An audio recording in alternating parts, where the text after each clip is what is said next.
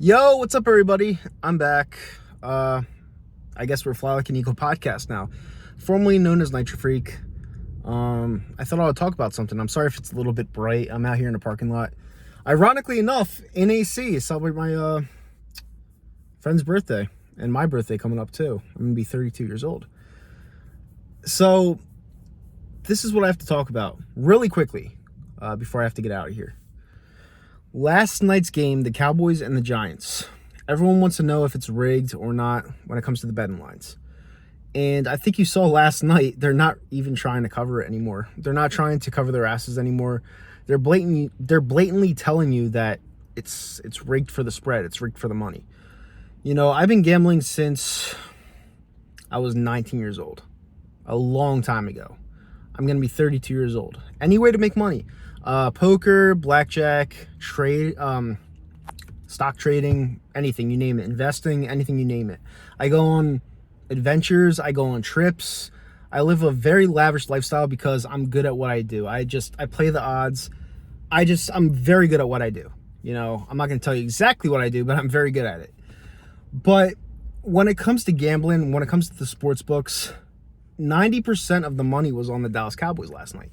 Now, granted, I said in my pregame show with Scotty that I thought that the Giants were going to win outright just because the Cowboys were not a good team. They didn't play together. They played like a bunch of separate players, and I was almost right on that.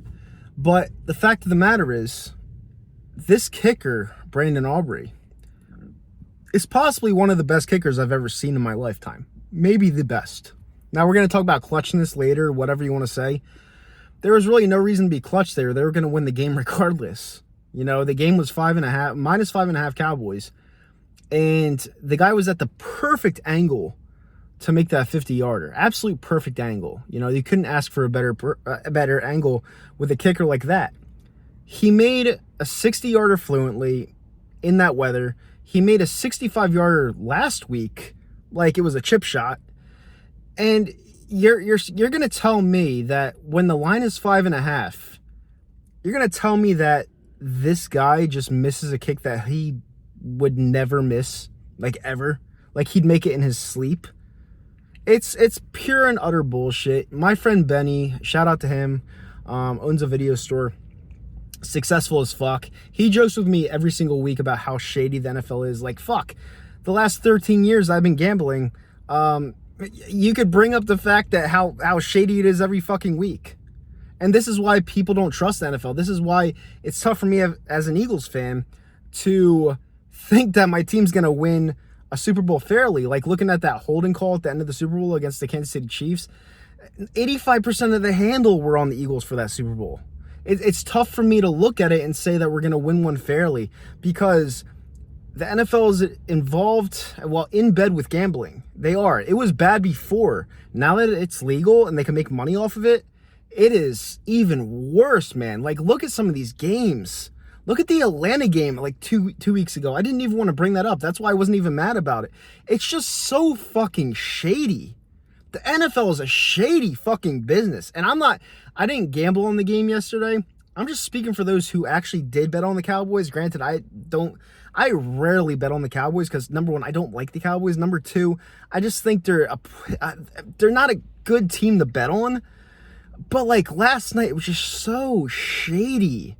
It was so shady, and it was just blatant. Like, if you slow it down and you see how he kicks the ball, he, like, slices it. You know how you, like, drive a ball in golf?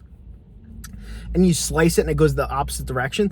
Look at his toe. Slow down the motion. He slices it perfectly to where it looks believable that he missed it. There's no way in hell that he missed that on accident. There's no way in hell. And I think that the FBI should investigate it if they're not in on it. I think they should investigate it. I really do. Because it's just bullshit that these players, I don't know if they're threatened. I don't know if it's in their contract. I don't know what it is. But there are certain moments in certain games where these players are told what to do and they fucking do it like sheep. They just do it. You know? And I feel bad for anyone who lost a bet that way. I really do.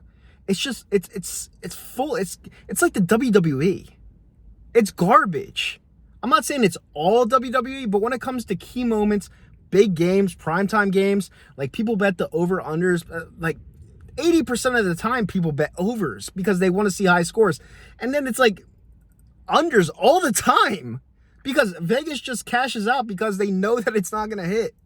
They know it.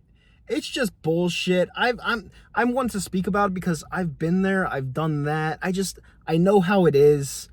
It's so shady. And this is why, as an Eagles fan, I'm so happy we won one Super Bowl because I don't think we're ever going to get one again based off this. I don't.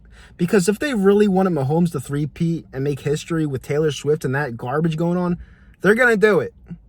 And it is what it is. But at the end of the day, I know this is going a little long, but you should, if anyone gambled on that game, you should feel the right to be duped. That was as blatant as it could fucking possibly be. As blatant. It can't be any more blatant than that. It can't. The guy has never missed a 50-yarder in his life. It was perfect conditions, perfect angle, and he missed it just by that much off of a sliced toe. Like, it's just, I don't buy it. I'm sorry. I just don't buy it. So, at the end of the day, yep, NFL confirmed to be shady, and I agree with it. So, with that said, I'm out. Bye.